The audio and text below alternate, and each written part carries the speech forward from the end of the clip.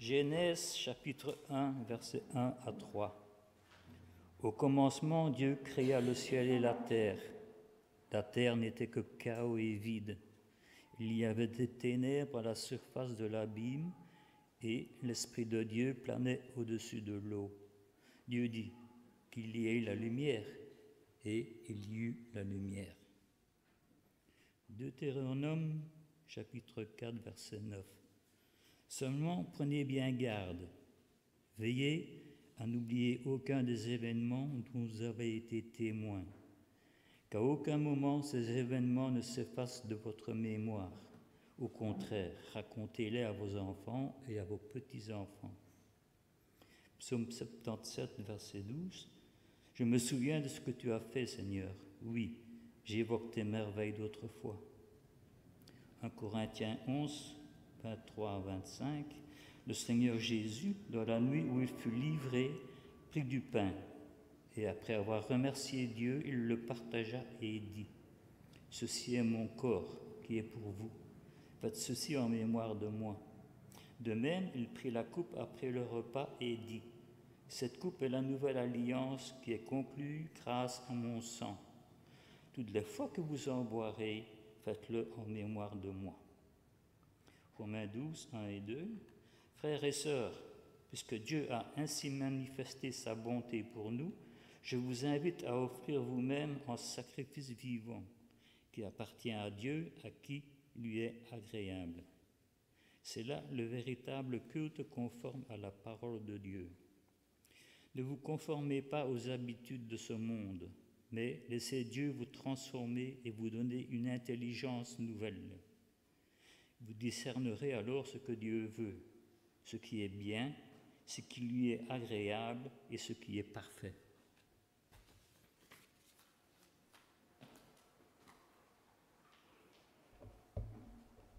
Merci beaucoup.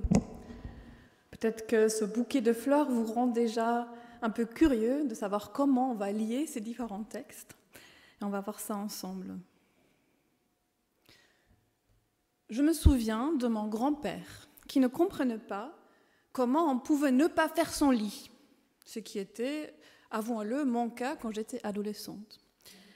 Il disait qu'en ne faisant pas son lit, on allait le soir dans son lit avec les draps tout chiffonnés, en désordre, la couverture en boule et le coussin tout bossu, et c'était vraiment une drôle d'idée à ses yeux. Ça me fait encore sourire aujourd'hui quand je pense à lui, mais je commence à me dire qu'il avait peut-être raison. La semaine dernière, Audrey a commencé notre série « Rencontrer Dieu dans le train-train » avec le thème « Se lever, apprendre à être aimé ». L'amour de Dieu est premier. Il est là avant toutes les autres tâches, toutes les rencontres et obligations qui nous attendent. Dans le 2e chapitre de son livre « Liturgie de la vie ordinaire », Tish Harrison Warren parle de faire son lit. Non pour dire qu'il faut absolument faire son lit et que si nous le faisons, notre journée va être merveilleuse, mais pour parler des habitudes qui nous façonnent, qui façonnent notre vie, qui façonnent notre foi aussi. Donc le message d'aujourd'hui est intitulé « Faire son lit, ce qui façonne une vie ». La fin des vacances et la rentrée sont souvent des moments où nous nous posons un peu plus de questions sur nos habitudes et où nous prenons éventuellement des résolutions d'en changer l'une ou l'autre. Découvrir les habitudes qui imprègnent une journée, notre premier point. Découvrir les habitudes qui imprègnent une journée. Dimanche passé, Audrey nous a posé la question de savoir quelle est la première pensée qui nous vient en tête quand nous nous réveillons. Suis-je la bien-aimée, le bien-aimé de Dieu ? Ou vite, j'ai une to-do list à rallonge que je dois faire raccourcir. Il faut que je sois efficace aujourd'hui. Et aujourd'hui, nous nous posons la question, quelle est la première chose que nous faisons en nous réveillant ? Quelle est la première action que cette pensée entraîne ? C'est une première action qui fait s'enchaîner d'autres actions qui, mises bout à bout, forment notre vie. L'autrice de ce livre raconte que pendant un temps, la première chose qu'elle faisait au réveil, peut-être que certains vont se reconnaître, c'était de consulter son smartphone, consulter ses courriers, parcourir les actualités, jeter un coup d'œil sur Facebook, Twitter. Même si ce rituel ne prenait que 5 à 10 minutes, ça donnait le là à ses journées, l'invitant à revenir régulièrement à son smartphone pour suivre le fil des actualités, à plein de moments dans sa journée. C'était devenu une habitude, la première action du matin qui imprégnait sa journée. Elle écrit « La technologie a commencé à combler les moindres petits instants de vide de mes journées. » Et à un moment donné, elle se rend compte qu'il y a peut-être un souci avec cela et elle décide d'adopter une autre routine matinale. Elle écrit « Au lieu de me réveiller avec mon téléphone, j'allais faire le lit avant toute chose. J'ai aussi pris la résolution de passer les 5 premières minutes de ma journée assise en silence sur mon lit fraîchement refait. J'ai donc banni mon smartphone de ma chambre à coucher. La toute première activité de ma journée, mon tout premier geste, n'était plus ceux d'une consommatrice, mais d'une collaboratrice de Dieu. Elle priait, lisait le Notre Père ou restait simplement là, dans la présence de Dieu, savourant le silence. Elle parle d'être collaboratrice de Dieu plutôt que consommatrice, car elle se mettait dans une disposition qui lui permettait de remettre sa journée à Dieu, de se concentrer sur sa présence, de se rendre compte que cette nouvelle journée a été faite par Dieu et que Dieu y était déjà à l'œuvre et voulait qu'elle le rejoigne dans cette œuvre comme collaboratrice.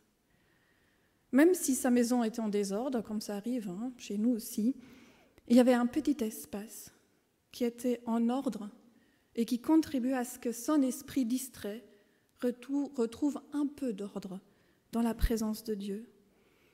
Et elle fait un lien entre le fait de faire son lit et l'acte de la création. Genèse 1. Au commencement, Dieu créa le ciel et la terre. La terre n'était que chaos et vide. Il y avait des ténèbres à la surface de l'abîme et l'esprit de Dieu qui planait au-dessus de l'eau. Dieu dit qu'il y ait la lumière, et il y eut la lumière. Dans le récit de la création, Dieu transforme le chaos en ordre et en beauté. Faire mon lit, écrit-elle, était comme un écho de cet acte créateur sur une échelle infiniment plus petite et ordinaire. J'apportais un ordre miniature dans mon chaos miniature.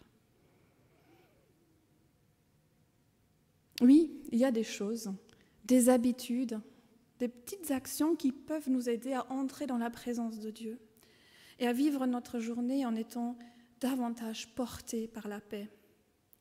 Il ne s'agit pas aujourd'hui de dire que tout le monde doit faire comme elle, faire son lit le matin et être assis en silence pendant 5 minutes sur son lit, mais il s'agit de réfléchir à ce qui peut nous aider, chacun, chacune, et ça peut être différent pour chacun, à entrer dans la présence de Dieu, dès le matin. Je m'impose, par exemple, pour ma part, une petite discipline pour ne pas complètement imprégner ma journée de la technologie, et encore. Normalement, je ne regarde pas WhatsApp et compagnie avant d'avoir m'installé à mon bureau. Mais il m'arrive d'être tentée même de sortir mon téléphone de mon sac, les rares fois où je prends mon téléphone pour amener Jonas, et sur le chemin du retour, je suis tentée de le sortir. Et je dis non, j'essaie de me reprendre, me dire, là je marche, j'apprécie la fraîcheur du matin, les rayons de soleil ou la pluie. Oui, une petite discipline qui peut nous aider à être concentrés davantage sur la présence de Dieu que sur toutes les nouvelles sollicitations qui nous arrivent par notre smartphone. Toutes nos habitudes qui s'enchaînent pour former notre vie peuvent être considérées comme une sorte de liturgie. Ça, c'est un peu le propos du livre. Et quand on parle de liturgie en lien avec le culte, on parle des différents éléments dans le culte qui s'enchaînent, la bienvenue, la lecture biblique, la prière, les chants. Et la liturgie de notre vie de tous les jours, ce sont ces différentes étapes de notre vie qui s'enchaînent. Se lever, consulter notre téléphone ou pas, faire notre lit, préparer le petit déjeuner. Et l'autrice écrit « Le fait de considérer ma liturgie de tous les jours, justement, comme une liturgie, c'est-à-dire comme quelque chose qui à la fois révèle et façonne ce que j'aime ou vénère, m'a permis de me rendre compte que j'étais déformée par mes pratiques quotidiennes, qu'elles me rendaient moins vivante, moins humaine, moins à même de donner et recevoir de l'amour au cours de ma journée. » Et la question pour aujourd'hui, c'est la suivante. Qu'est-ce qui va nous aider cette année à être présente au monde? Qu'est-ce qui va nous aider à être présents et vivants? Parce que notre monde a tellement besoin de cette présence, que ce soit en prière, en action. Tous les jours, nous nous rendons compte que nous regardons les nouvelles. Et quelles sont les habitudes qui m'entraînent dans le sens inverse, à être distrait, absorbé par un ailleurs, stressé? Comment ma routine matinale imprègne-t-elle ma journée? Chacun de nous peut se poser cette question. Comment ma routine matinale imprègne-t-elle ma journée? Et chaque matin, nous avons vraiment une possibilité extraordinaire de nous demander si nous voulons être consommateurs, consommatrices ou collaborateurs de Dieu dans tous les moments ordinaires de notre vie, comme celui aussi de faire la vaisselle. Ce sera notre deuxième point. Accepter que la transformation vient en faisant la vaisselle. Romains 12, les versets 1 à 2. Frères et sœurs, puisque Dieu a ainsi manifesté sa bonté pour nous, je vous invite à vous offrir vous-même en sacrifice vivant, qui appartient à Dieu et qui lui est agréable. C'est là le véritable culte conforme à la parole de Dieu. Ne vous conformez pas aux habitudes de ce monde, mais laissez Dieu vous transformer et vous donner une intelligence nouvelle. Vous discernerez alors ce que Dieu veut, ce qui est bien, ce qui lui est agréable et ce qui est parfait. Tout le monde veut une révolution, personne ne veut faire la vaisselle. L'autrice raconte avoir lu cette phrase sur le mur d'une maison d'une communauté chrétienne et je la trouve assez vraie parfois. Je faisais et fais, dit-elle, toujours partie des chrétiens qui aspirent à la révolution, qui désirent ardemment que tout soit restauré avec grandeur et beauté. Et je me reconnais bien là-dedans, que tout soit restauré, que Dieu agisse et vite et dans cette génération-ci. Mais je me rends compte petit à petit qu'on ne peut pas faire la révolution sans apprendre à faire la vaisselle. Pour entretenir notre vie chrétienne, nous avons besoin d'une vie spirituelle et d'une discipline calme et répétitive et ordinaire. Il m'arrive souvent de vouloir échapper à ce qui est quotidien et ennuyeux pour ne garder que l'excitation d'une foi audacieuse.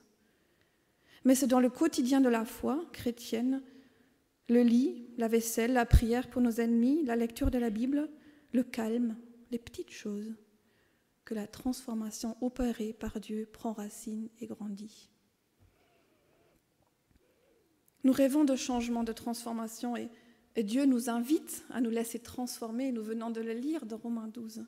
Et c'est un processus où Dieu agit, mais où nous ne sommes pas passifs. Je pense que nous avons tous et toutes au moins un domaine dans notre vie où nous voulons voir un changement. Et quand nous posons notre regard sur le monde, le besoin de changement est évident à beaucoup d'endroits.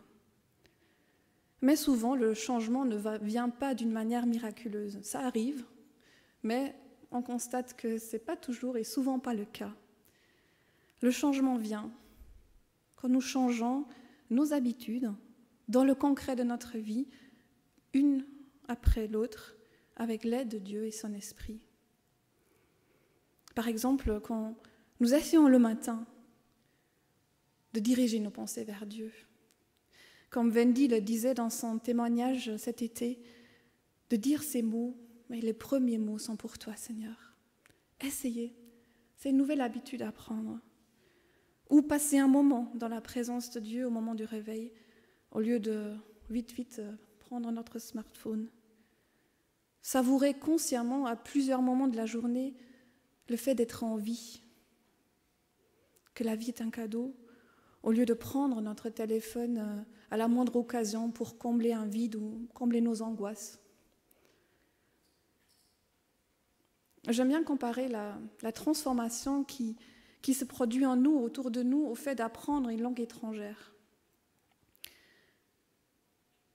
On travaille régulièrement quand on apprend une langue, on répète, on revise le vocabulaire, on prend des habitudes d'apprentissage et on ne se rend pas tout de suite compte du progrès qu'on fait dans ce travail répétitif, constant, persévérant, fatigant parfois, qui fait transpirer.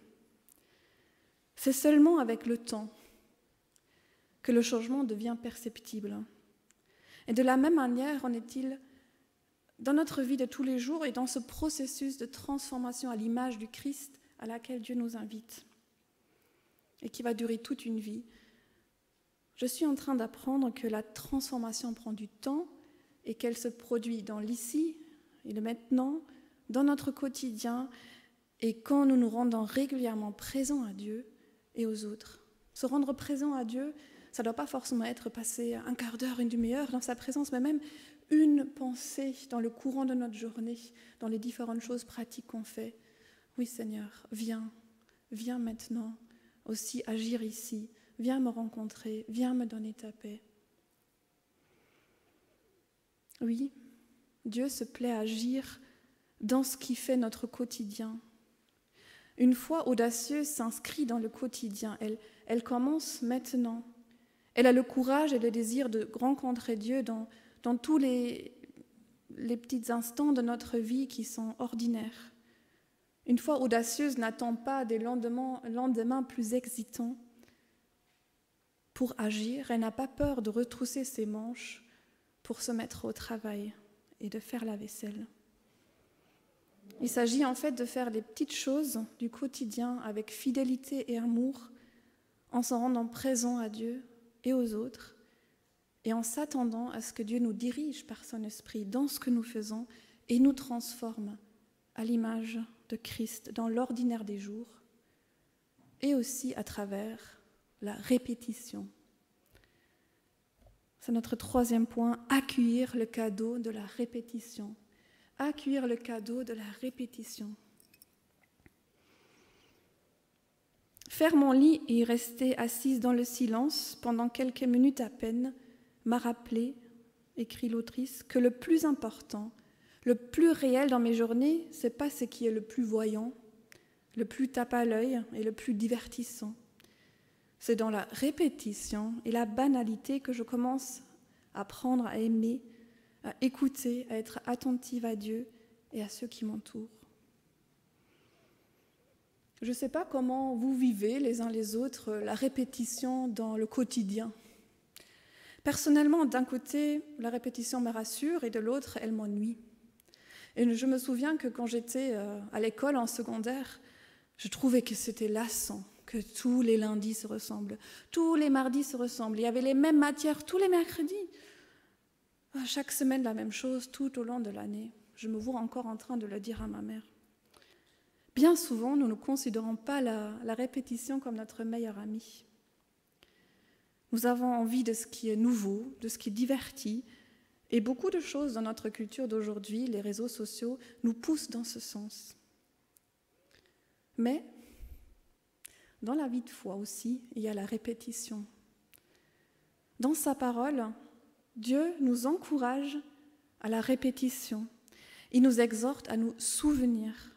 De nombreuses fois dans la Bible, nous lisons justement cette répétition, ce refrain « Souviens-toi, souvenez-vous ». Les événements fondateurs de notre foi ont été répétés de génération en génération, répétés encore et encore, semaine après semaine, année après année, dans les cultes, dans les fêtes, dans les familles. Seulement, prenez bien garde. Veillez à n'oublier aucun des événements dont vous avez été témoin. Qu'à aucun moment ces événements ne s'effacent de votre mémoire. Au contraire, racontez-les à vos enfants et vos petits-enfants. Et dans le psaume, je me souviens de ce que tu as fait, Seigneur. Oui, j'évoque tes merveilles d'autrefois.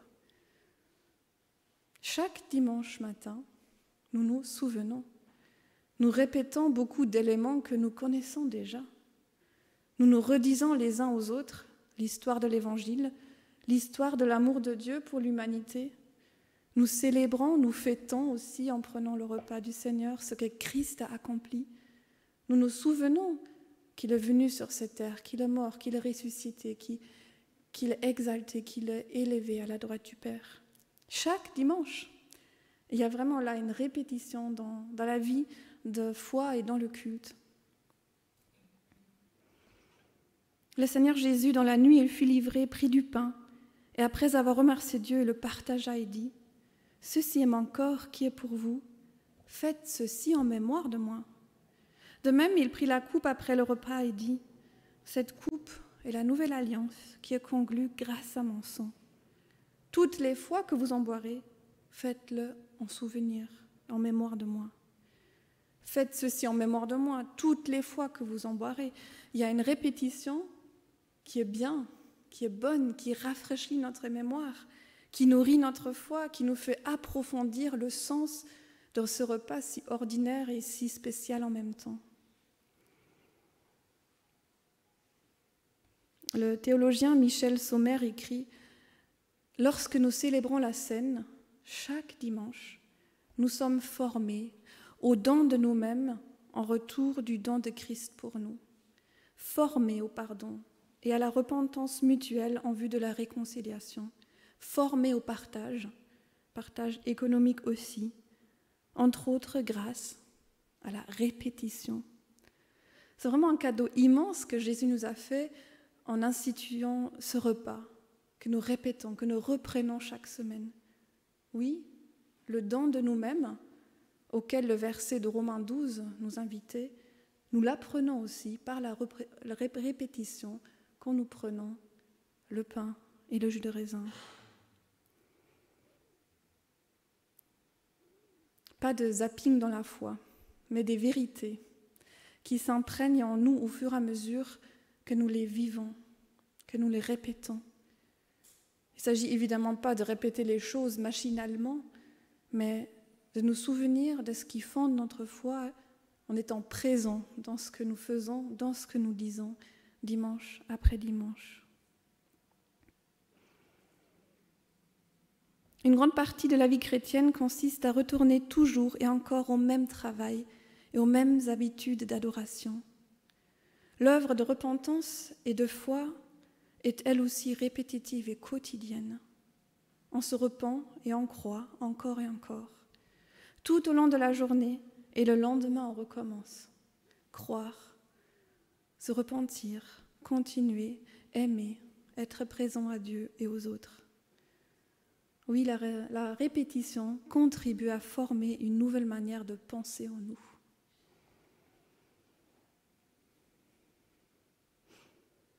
Alors, faire son lit ou ne pas faire son lit, qu'est-ce que vous allez décider ? Mon grand-père avait-il raison ?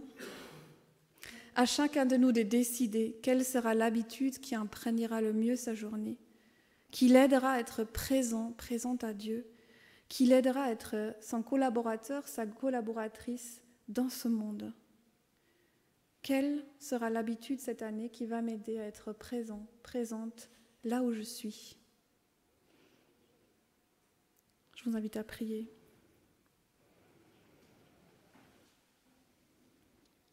Notre Dieu, aide-nous toujours plus à accepter que tu agis dans l'ordinaire des jours. Apprends-nous à accueillir la répétition comme un cadeau. Que les habitudes qui façonnent notre vie servent à nous rapprocher de toi, à nous laisser transformer et à être à la suite du Christ, don pour les autres. Merci infiniment pour cette œuvre que tu accomplis en nous, par ton esprit, et cela jusqu'au bout. Amen.